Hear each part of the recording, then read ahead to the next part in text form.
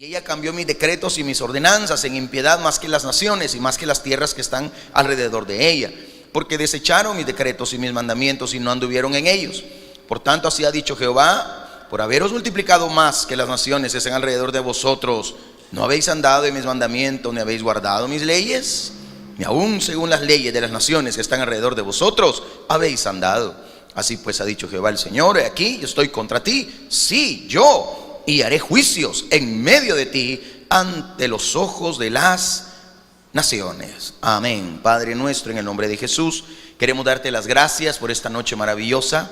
Gracias, Señor, porque nos das la bendición, la oportunidad de congregarnos, de adorarte, de exaltarte, Señor. Gracias porque, Señor amado, vamos a estudiar también tu palabra. Vamos a tener una meditación maravillosa, profunda, Señor, por cierto, donde vamos a conocer muchos pormenores de lo que el pueblo tuvo que enfrentarse en esta situación acontecida cerca del año 586 antes de Cristo Jesús, Señor nuestro. Te pido en el nombre de nuestro Señor que nos ayudes, que nos bendigas, que nos des la claridad de pensamiento, la facilidad de palabras, pero sobre todo el corazón dispuesto para poder oír, recibir y poner por obra tu bendita y santa palabra. Todo lo pido en el nombre de Jesús.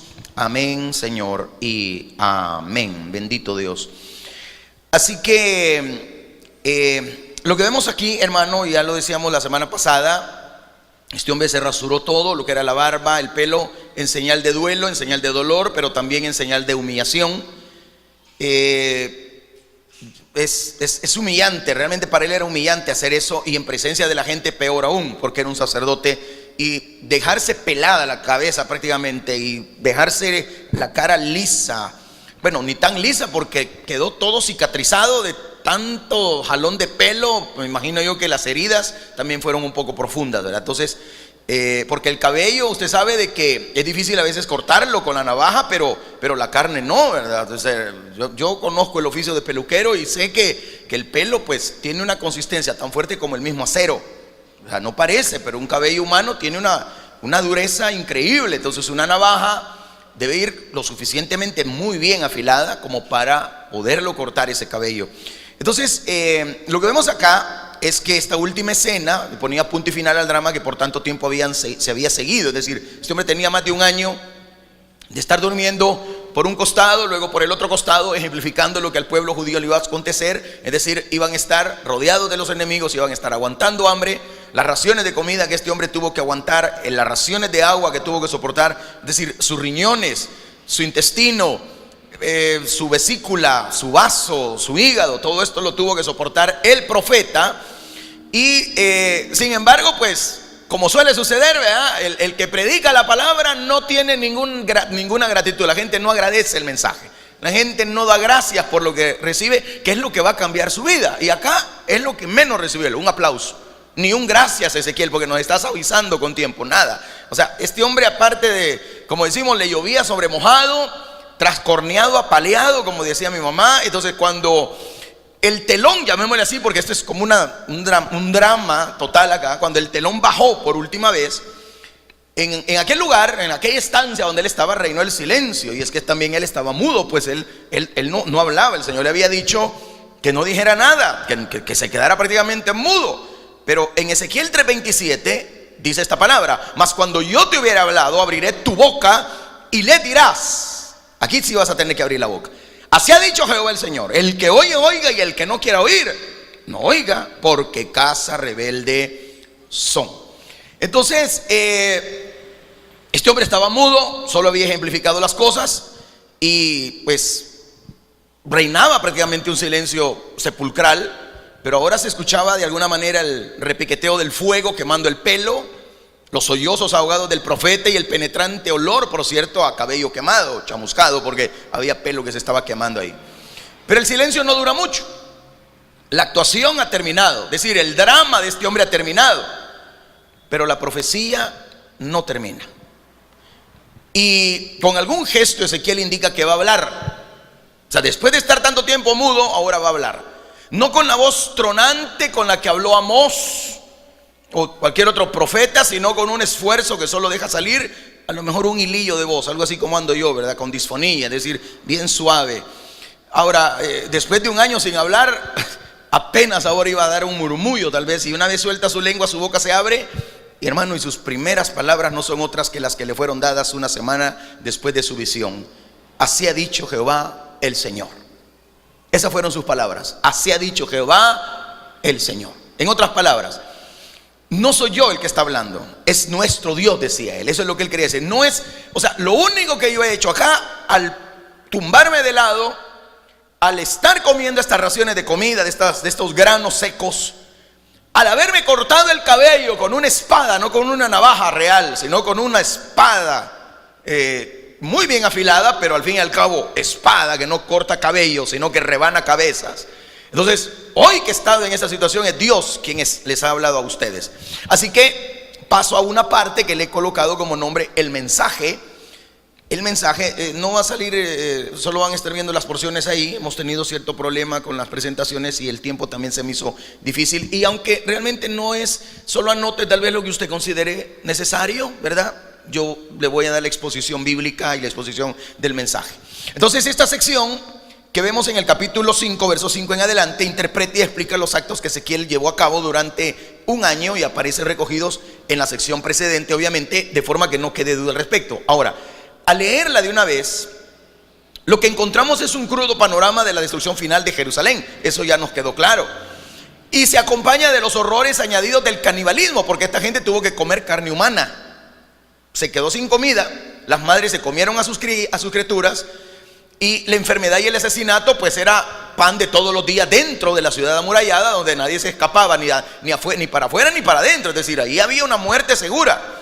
Ahora era por un lado consecuencia inevitable del asedio de una ciudad en tiempo de guerra en la antigüedad, pero por otro resultado del castigo implacable de Jehová sobre su pueblo incorregible. Es decir, este pueblo era rebelde, y yo creo que no estamos muy alejados de la realidad hoy en día, ¿verdad? La rebeldía impera. Resulta ahora ya no en Israel, sino en el pueblo, que es la iglesia. Entonces, lo que vemos entonces desde el punto de vista literario, el texto es irregular, es decir, incluye múltiples inicios y repeticiones, hay redundancias en el texto sagrado. Ahora, por esa razón algunos ponen en duda que se trate de una sola intervención que habría tenido lugar concretamente al final de la representación del asedio.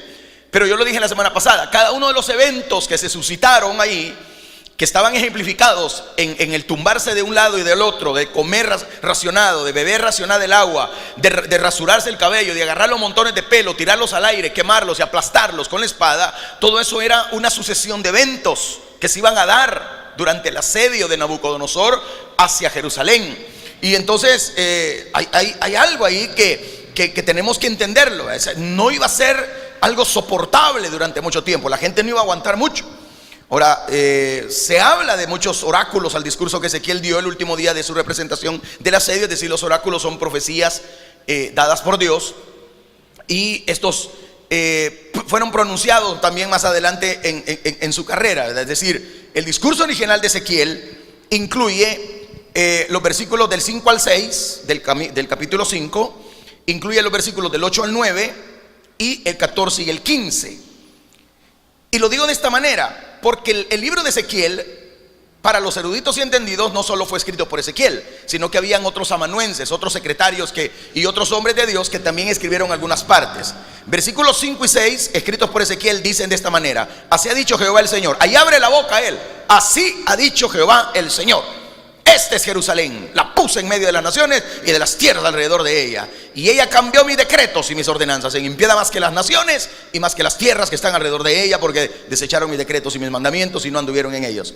Las otras palabras de Ezequiel son versos 8 y 9. Así pues ha dicho Jehová el Señor: he aquí, yo estoy contra ti. Sí, lo remarca, ¿verdad? Sí, yo, y haré juicios en medio de ti ante los ojos de las naciones, y haré en ti lo que nunca hice, ni jamás haré cosa semejante a causa de todas tus abominaciones. Es decir, no es porque Dios sea malo, le está dando la razón por la cual va a castigar al pueblo. ¿Por qué le dice ahí? ¿Lo leyó o no lo leyó en el verso 9? A causa de tus abominaciones.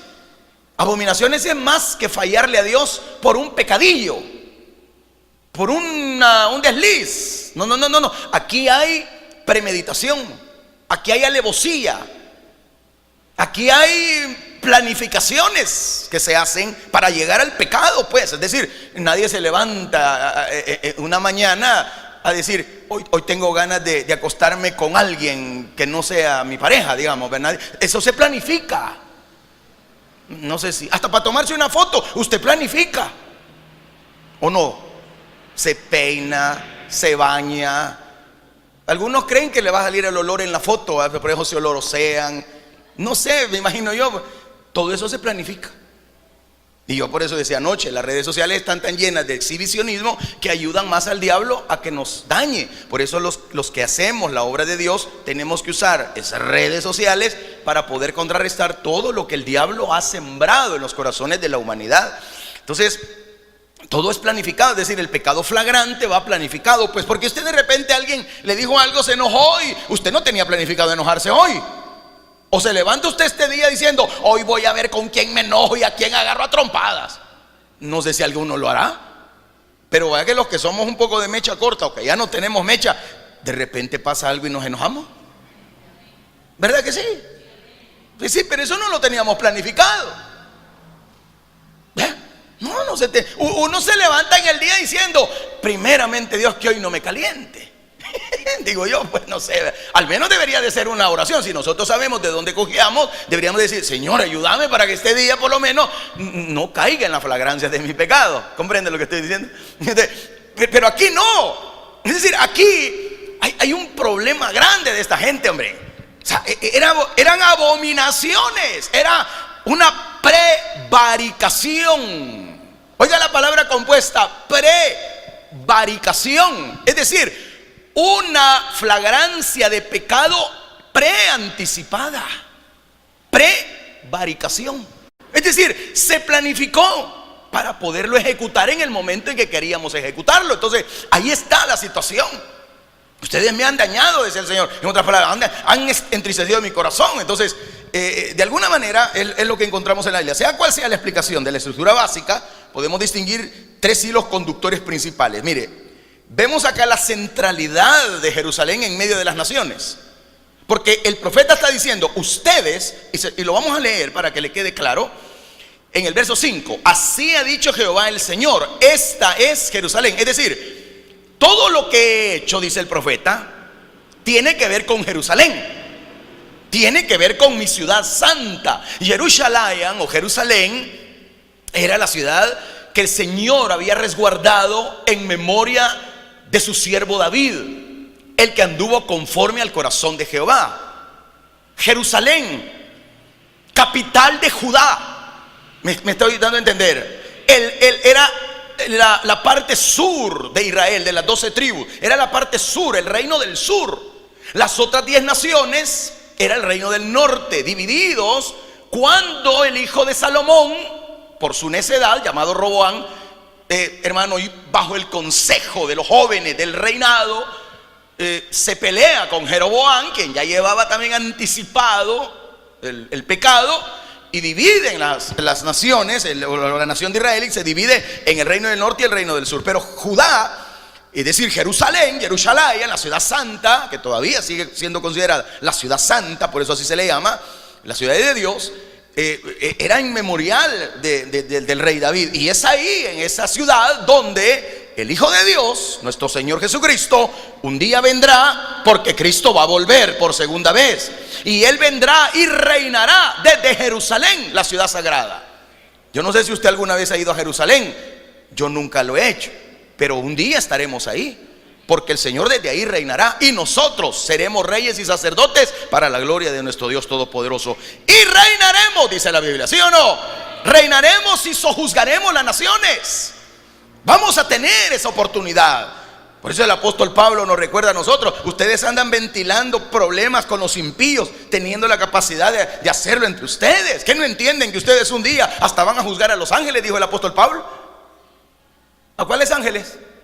A los ángeles caídos, a los que se rebelaron contra el Señor, a los que el diablo, según el capítulo 12 de Apocalipsis, arrastró con la tercera parte, con la cola, se los trajo él para la tierra. Y son los principados, gobernadores, principados que andan en las regiones celestes. ¿Me estoy dando a entender?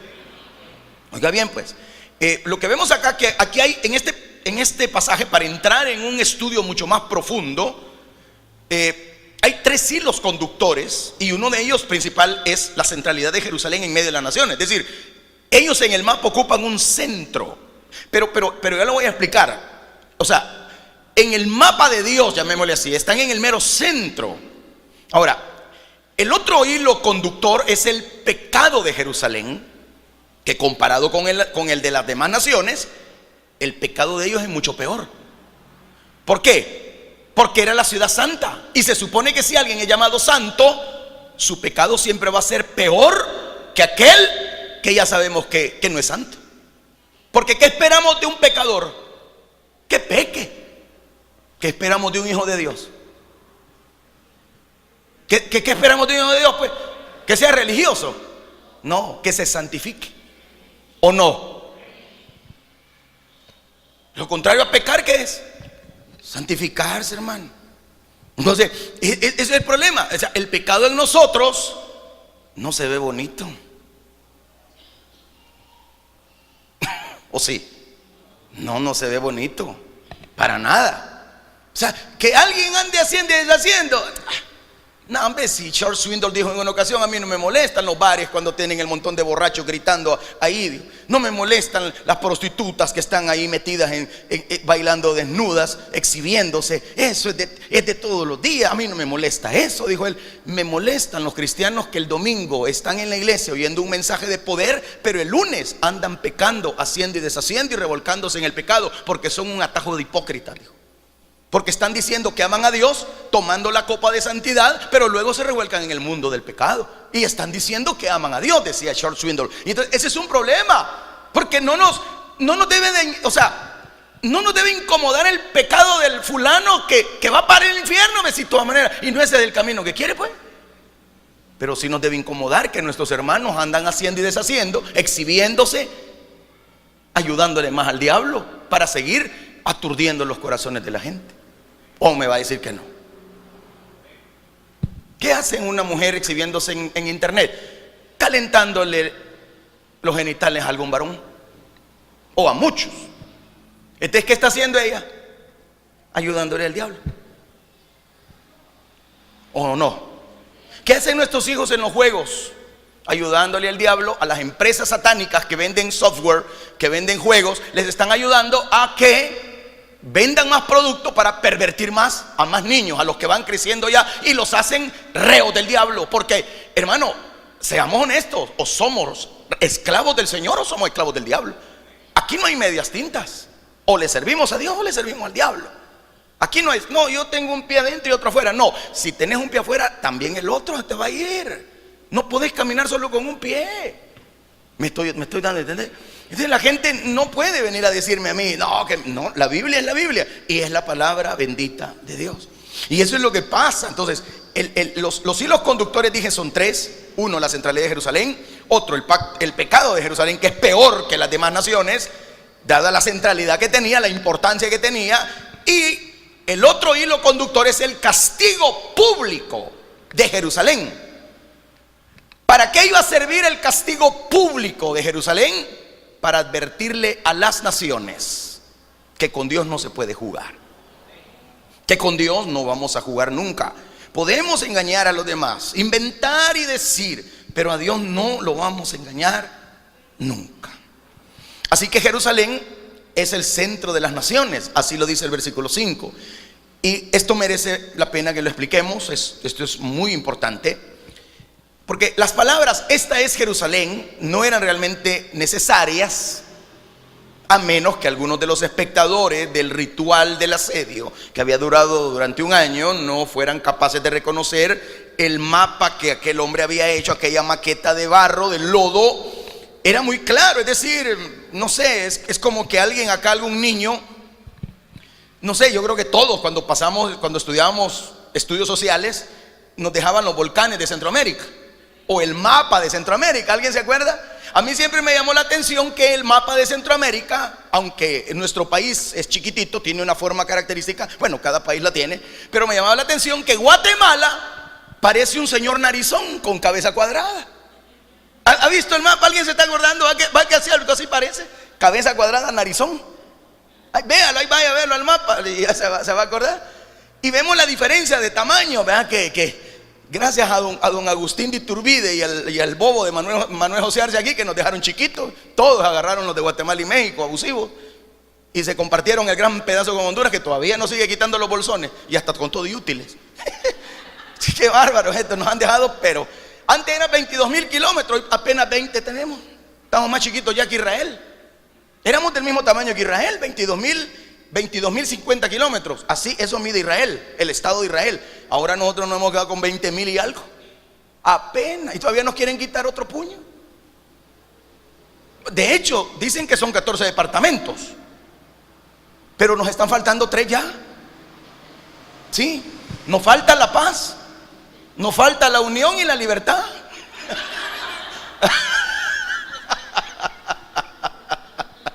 Es para que le quite el frío, hermano.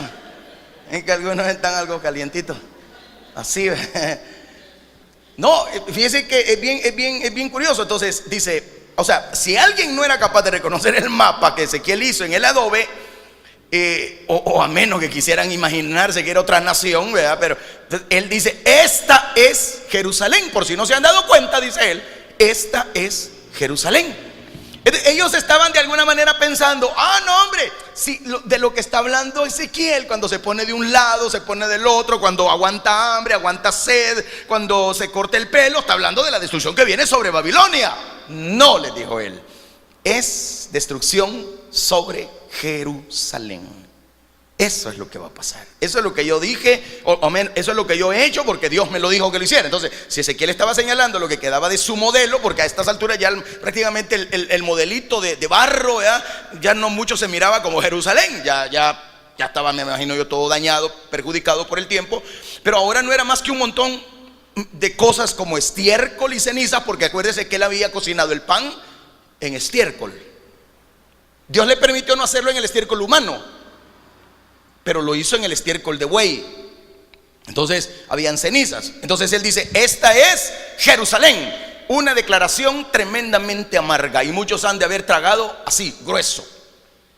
En el contexto del alegato y formulación de cargos que viene a continuación, porque él levanta cargos contra ellos, y el alegato, como cualquier fiscal y defensor, ¿verdad?, que se va a dar acá, y vemos el veredicto al que se llega, porque hay un veredicto que pesa sobre Jerusalén. Esa frase suena a las palabras que abren un proceso judicial en el que se va a identificar a un criminal, a un reo de muerte. Pero Jerusalén no era un acusado cualquiera. Jerusalén, desde el punto de vista de la justicia de Dios, tenía un peso sobremanera grande. Entonces Dios identifica la ciudad como Jerusalén y dice, la puse en medio de las naciones y de las tierras alrededor de ella. Oiga bien, la combinación de palabras naciones y tierras, pueblos y naciones, es una de las expresiones favoritas de Ezequiel. Casi siempre se refiere a los lugares en los que Dios esparció a Israel a modo de juicio. Casi siempre está haciendo memoria él de las naciones que hicieron cautivos al pueblo, que les oprimieron. Así que más adelante en la narrativa de Ezequiel, la dirección sería la opuesta, ya que Dios planeaba juntar de vuelta a su pueblo desde las naciones y países del exilio. ¿Qué es lo que va a pasar cuando el Señor regrese por segunda vez? El pueblo que en el año 70 salió de allá de Israel, anduvo errante por todo el mundo. Por eso es que en Europa, que era donde más se centralizaron ellos, principalmente en lo que era Italia, lo que era Alemania, lo que eran los Países Bajos, etcétera, hermano, en todos esos lugares ellos fueron arrasados, aunque no se los terminaron. Llegará el día en que todo el pueblo judío regresará a su nación, y eso será en la gran tribulación, porque ellos van a levantar el templo que hoy por hoy está destruido y va a estar justamente contiguo a la mezquita de Omar, allá en el domo de oro, en el domo sagrado, de donde dicen los musulmanes que su profeta sagrado Mahoma fue levantado hacia los cielos. Allí, ¿y cómo se llama ese lugar? El monte Moria, donde Abraham llevó a su hijo para sacrificarlo, porque Dios así le había pedido. ¿Me está siguiendo la iglesia? Entonces es ahí donde el templo tiene, y oiga, no van a botar la mezquita, porque los judíos no tienen permitido botar ningún templo. pero construirán a la par, y eso ya lo tienen prefabricado los judíos en el mundo, principalmente los judíos radicados en New York, que son los que han levantado la economía americana. Por eso es que los gringos aman mucho a Israel y oran mucho por ellos, porque Israel, en la época de la depresión económica de los años de 1900, Israel fueron los que levantaron la economía de los americanos, y han seguido levantando la economía, no solo de ellos, sino de muchos de los países, incluyendo el nuestro. Entonces, ellos obviamente van a tener que regresar, y eso es lo que profetizará más adelante Ezequiel, que ellos van a regresar de nueva cuenta a la patria que vio nacer a sus antepasados, y entonces van a levantar el templo, pero lo que pasa es que aquí hay un plan, un plan doble de Dios: llevarlos a levantar el templo, bendito sea Dios, porque vamos a necesitar un templo para estar también nosotros ahí y consagrar a Hashem, al Dios de los cielos. Pero el otro punto es que, reunidos todos estratégicamente en Jerusalén, el anticristo los perseguirá, capítulo 12 de Apocalipsis, y los hará huir al desierto, justamente al desierto de Petra, donde ellos van a ser guardados por las alas de la gran águila, dice la palabra, donde serán sustentados 1260 días, es decir, 3 años y medio, que es la mitad final de la gran tribulación. ¿Me está siguiendo? Es ahí donde el anticristo hará guerra contra ellos, pero no solo él. Ahí estará unida Rusia, la India, la China comunista y nuestros países, que hoy por hoy tienen un tinte de izquierda, los países socialistas. Ya usted más o menos tiene la idea de quiénes son. Entonces, ellos estarán unidos porque ellos no quieren a Israel. Ellos odian a la nación de Israel. Ellos aman a Palestina, equivocadamente. Aunque también nosotros tenemos que amar no solo a Palestina, también tenemos que amar a los iraníes y a todos, porque no nos mandaron a odiar a nadie. ¿Cuántos dicen amén?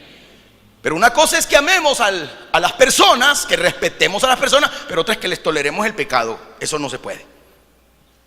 Por eso es que hay predicadores que, aunque no estoy muy de acuerdo yo con eso, pero dicen: Dios ama al pecador, pero aborrece el pecado. No, la Biblia dice que Dios también aborrece al pecador. Así dice la Biblia, que Él aborrece al pecador. Pero para dorarle la píldora a la gente, a veces los predicadores usamos frases un poquito suaves. Bueno, ellos, yo casi no muy suave, voy mero pedante, pero ellos doran la píldora para decirle al pecador: no, si Dios te ama, pero no quiere que sigas en lo mismo. No, Dios aborrece al pecador y al pecado. ¿Por qué? Porque son lo mismo. Tanto así que su hijo, ¿y quién es el hijo de Dios? ¿Verdad que a él el Señor lo abandona en la cruz? ¿Por qué le dijo: Dios mío, ¿por qué me has desamparado? ¿Estaba mintiendo? Dijo una gran verdad. ¿Y por qué lo abandona? Porque se hizo pecado, se llevó nuestra maldición, el castigo de nuestra paz fue sobre él, y por su llaga fuimos nosotros curados, dice su palabra. Entonces, en ese abandono, en esa prueba que tanto le dolió, porque le dolió más eso a Jesús que otra cosa, el Dios de los cielos se glorificó. ¿Por qué? Porque Él no tiene trato con el pecado. Y para que tú fueras libre, para que fuéramos todos hoy hechos libres, se necesitaba el sacrificio de uno que murió, pero también resucitó al tercer día, triunfando sobre la muerte, el pecado y el infierno, y ahora somos libres para la gloria y la honra del Dios de los cielos. Bendito sea el Señor. Entonces, esta descripción de Jerusalén como en medio de las naciones se considera adecuada en términos puramente geográficos.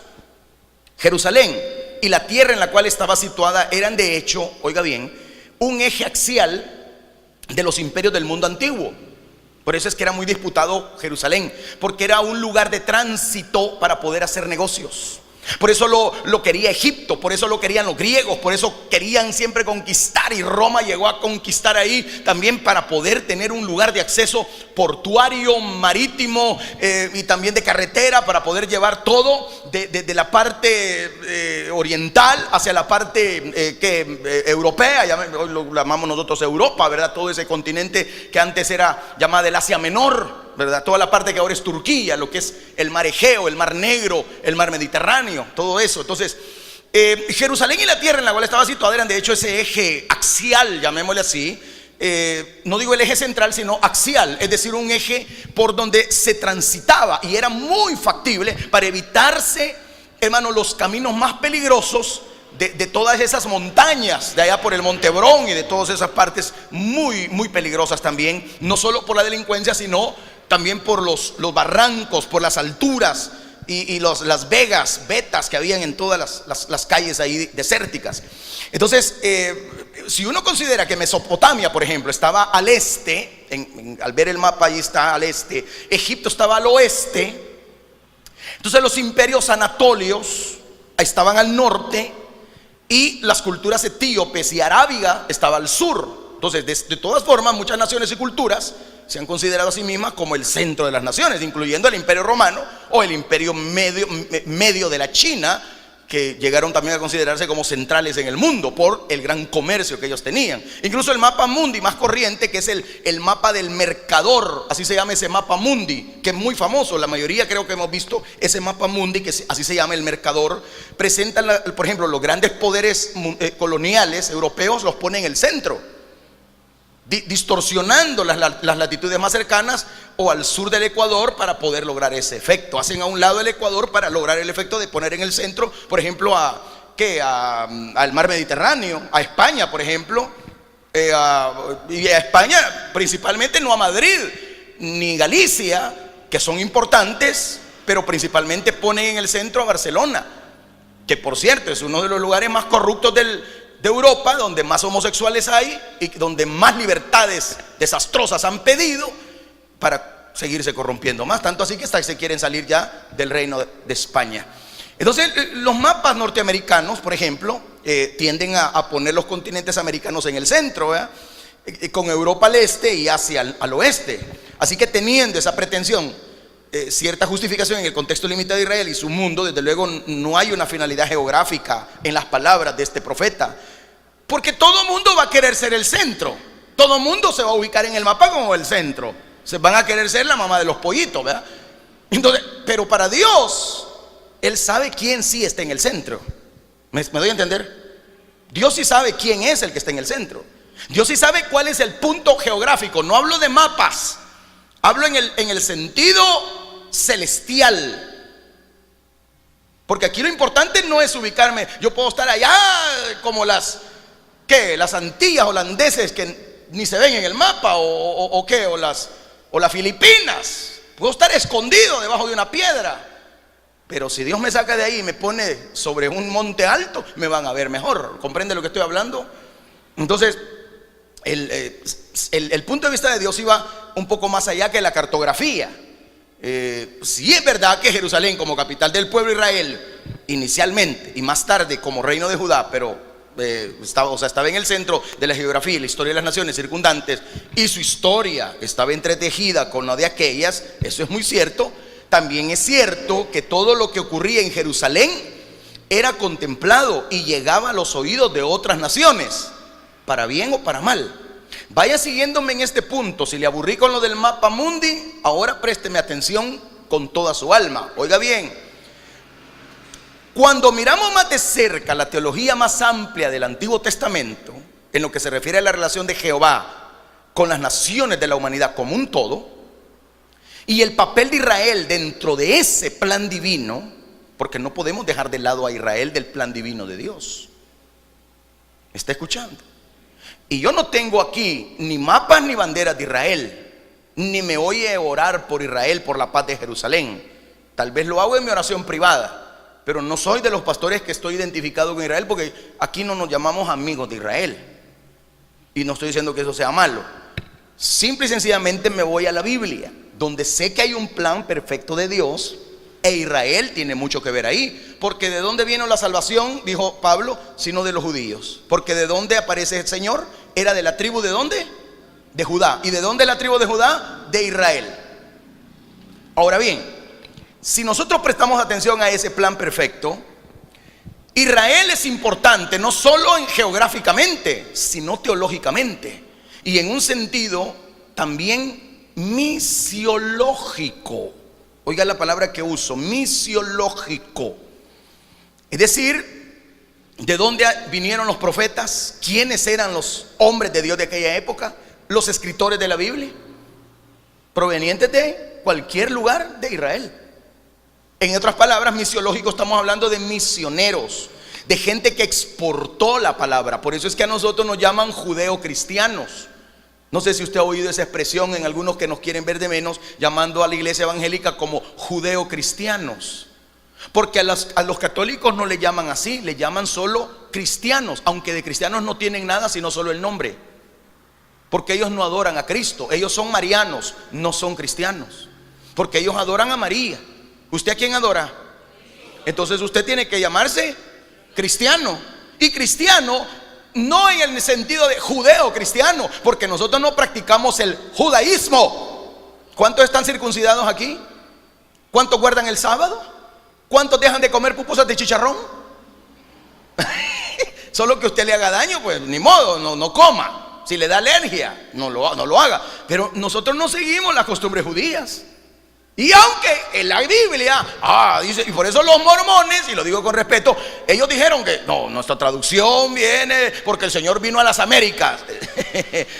Bueno, a mí no me consta, cuando esté en el cielo le voy a preguntar si algún día vino a las Américas. Pero esa supuesta traducción de Moroni, y que se le reveló a José Smith en las grandes tablas de oro, o sea, todo eso tiene mucha tela que cortar y no me va a alcanzar el tiempo si empiezo a contar todo lo que está detrás de ello. Pero lo importante de todo esto es que Jerusalén y el pueblo que ella representaba se hallaban en el centro, oiga bien, en el centro de los propósitos de Dios para las naciones del mundo. La promesa del pacto de Dios a Abraham es que en él y en sus descendientes serían benditas todas las naciones de la tierra. Génesis 12:3 te lo recuerda. Anote esa cita, porque se repite 6 veces más en el libro de Génesis, que en ti serán benditas las naciones de la tierra.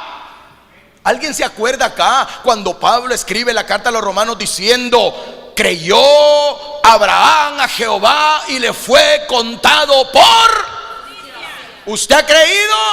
¿Usted confía? Entonces usted ha alcanzado la benevolencia, la gracia, la justicia de Dios. Romanos 5:1 te dice: justificados pues por la fe, tenemos paz para con Dios por medio de nuestro Señor Jesucristo. Aleluya. Pero ¿qué hicimos para ser justificados? ¿Qué dice Pablo a los romanos? Tomando las palabras del profeta Habacuc: el justo... Y si el justo por la fe vivirá, ¿dónde quedan las obras? Deudores somos, porque no podemos pagar con nada lo que Él hizo por nosotros. Así que a Él sea la gloria por siempre y para siempre.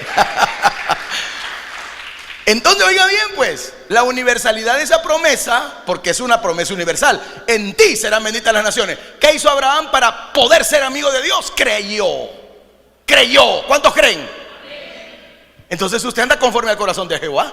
Usted está también siendo llamado amigo de Dios. Usted camina con Dios como anduvo Enoc, que fue traspuesto para no ver muerte. Tú también serás traspuesto para no ver muerte. Hermano, ¿quién dice? ¿Yo? ¿Por qué? Porque así lo dice la Biblia, que nuestro postrer enemigo, la muerte, no nos causará ningún daño. Sorbida es la muerte en victoria, dice su palabra. Dele gloria al Señor. Y por cierto, la muerte no es santa, es enemiga de nosotros. Esos que andan diciendo que la santa muerte, van a ver que se halla. Los que les gusta ir a la calaca, vaya a ver que se halla. Haga mejor usted los tacos en la casa y no ande sentándose en silla de escarnecedores ni de iniquidores. No me va a traer demonios colgando de la panza después que se coman las tortas de ahí. Sí, que hay gente que se anda sentando en silla de burlones, de gente satánica. Esos lugares, hay cualquiera dice: ay, pero eso es que eso no tiene nada que ver. Pues sí tiene, y mucho. La Biblia dice: bienaventurado el hombre que no anduvo en consejo de malos, ni anduvo en camino de pecadores, ni en silla de escarnecedores se ha sentado, sino que en la ley de Jehová medita de día y de noche, y será como árbol plantado junto a corrientes de agua, que da su fruto a su tiempo, su hoja no cae, y todo lo que haga, emprenda, será prosperado, será bendecido para la gloria y honra del Dios de los cielos. Pero eso se logra cuando entendemos el pacto que Abraham hizo con Dios. Más bien, Dios pactó con él y hubo derramamiento de sangre. Por eso le cortaron el prepucio.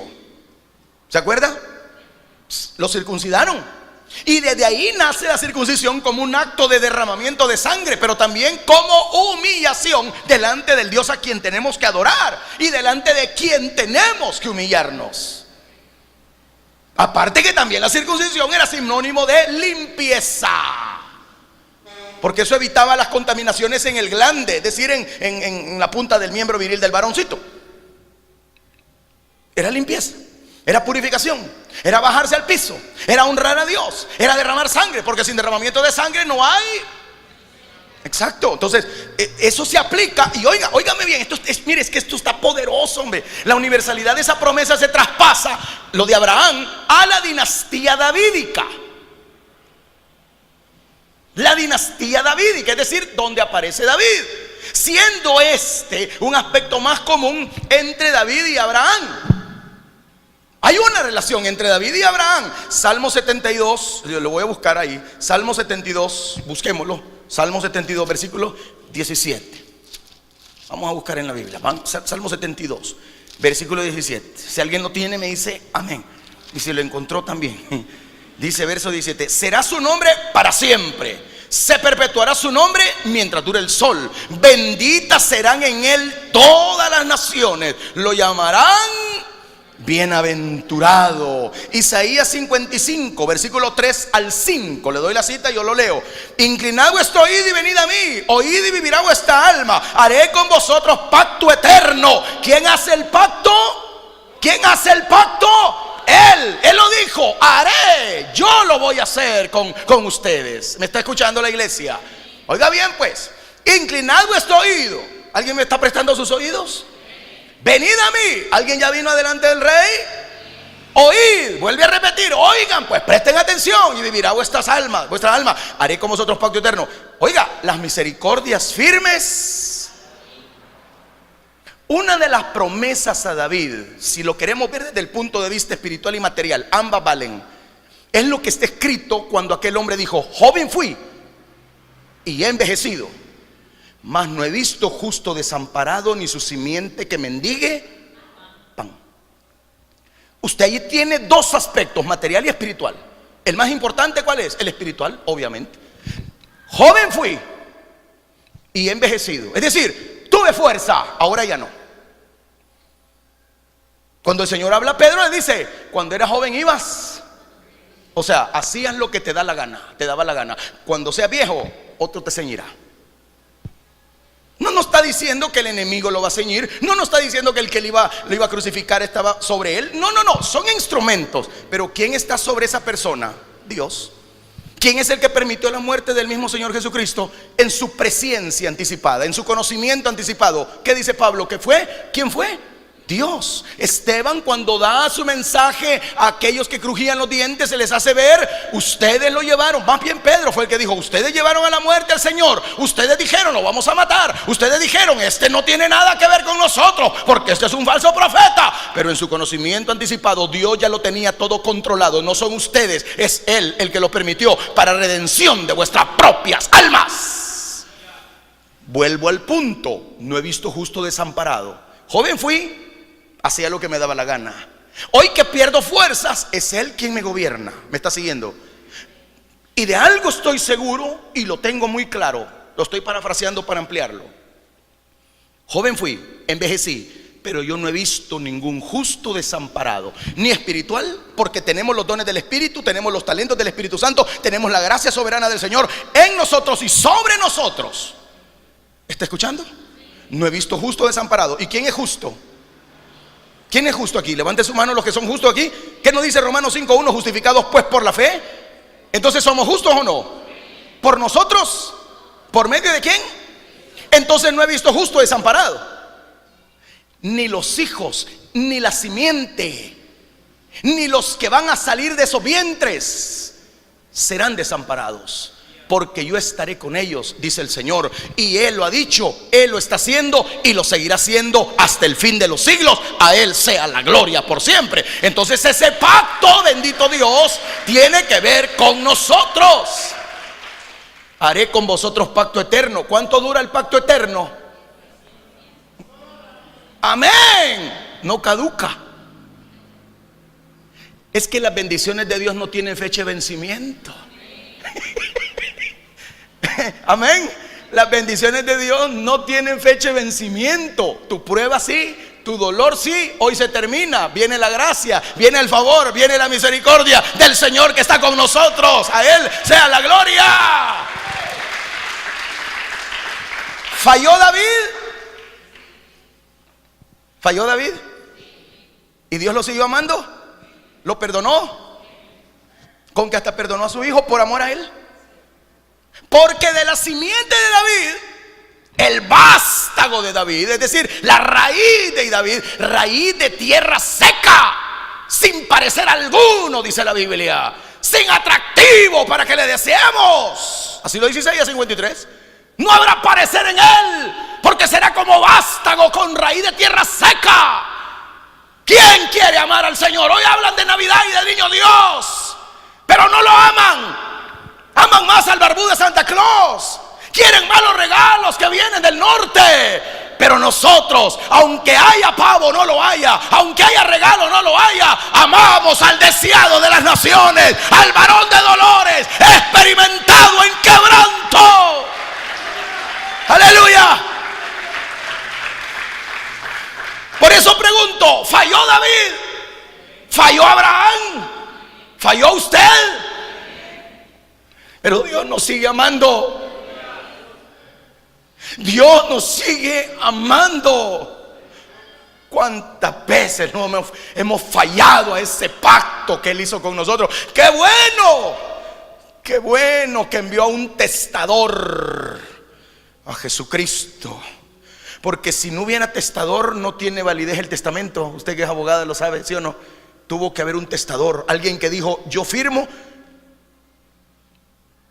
Y no solo eso, doy la garantía. El Espíritu Santo es las arras, la garantía de la victoria que tenemos en Cristo Jesús, Señor nuestro.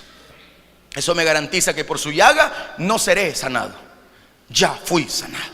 Eso me garantiza que en Cristo serán benditas también todas las naciones. Porque si en Abraham fueron benditas las naciones por medio del pacto, en Cristo, ¿cómo no serán benditos aquellos que nos hemos acercado al trono de su gracia y podemos decir, Ebenecer, Ebenecer, hasta aquí nos ayudó el Señor? Aleluya. ¿Verdad que está bueno esto? Por eso, oiga pues, Israel tenía que ser para Jehová un pueblo de sacerdotes en medio de las naciones. Ese era el punto.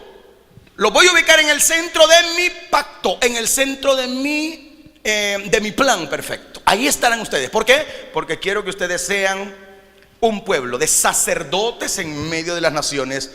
¿Por qué? Porque tenían que representarlo a Él, a Jehová. ¿Para qué somos sacerdotes? Para representarlo a Él. ¿Quién es nuestro sumo sacerdote hoy? Jesucristo. ¿Quién es el vicario de Él en la tierra? El Espíritu Santo. La muerte de Cristo también fue vicaria, porque Él fue representándote a ti. Tú te moriste con Él en la cruz. Tú fuiste crucificado con Él en la cruz. Amén. Por tanto, crucificados estamos juntamente con Cristo. Ya no vivo yo, mas vive Cristo en mí, y lo que ahora vivo en la carne, lo vivo en la fe del Hijo de Dios, el cual me amó y se entregó a sí mismo por amor a mí. Así lo dice la palabra. ¿Y quién puede hacerle frente a alguien que ya está muerto como yo o como usted? Los muertos ya no sentimos lo del mundo. Fiestas van, fiestas vienen, y nosotros que felices, contentos de la vieja alegre, porque estamos vivos en Cristo y para Cristo. Así que esta gente tenía que ser un pueblo de sacerdotes en medio de las naciones, representando a Dios, y también, porque no solo es de representarlo, tenían que ser un instrumento útil para el acercamiento de las naciones a Dios. Ahí es donde pesa mucho la iglesia hoy en día. Nosotros somos instrumento para acercar a los amigos a la iglesia, para que puedan venir al templo a consagrarse a Dios. Te voy a dar la cita, anótela. Éxodo 19, verso 4 al 6. Vosotros visteis lo que hice a los egipcios, cómo os tomé sobre alas de águilas y os he traído a mí. Ahora pues, si diereis oído a mi voz, guardaréis mi pacto, vosotros seréis mi especial tesoro sobre todos los pueblos, porque mía es toda la tierra. ¿Quién dice esa palabra? Jehová Dios. Y vosotros me seréis un reino de sacerdotes y gente santa. Estas son las palabras que dirás, Moisés, a los hijos de Israel. Porque estas palabras se las tenía que decir Moisés al pueblo, recordando para qué fueron levantados.